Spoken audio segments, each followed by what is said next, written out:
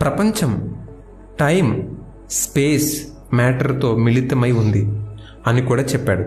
ఈ మూడింటిలో ఏది లేకపోయినా విశ్వం నిలబడలేదు. కాలము, ప్రదేశము, పదార్థము, టైం, స్పేస్, మ్యాటర్. అదే విషయాలు బైబిల్ గ్రంథంలో కూడా ఉన్నాయి. ఆదియందు దేవుడు భూమి ఆకాశములను సృజించెను. టైం అనగా ఆదియందు. క్రియేట్ చేసిన ఎనర్జీ ఎవరు? దేవుడు. భూమి అనగా మ్యాటర్ లేదా పదార్థము.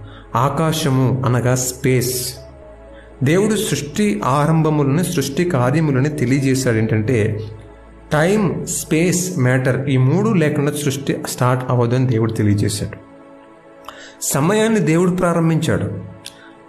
ఈ విస్ఫోటనము నుంచి సృష్టి వచ్చిందని చెప్పేవాళ్ళు ఏం చెప్తారంటే ఈ కాలము అనేది అనంతములో నుండి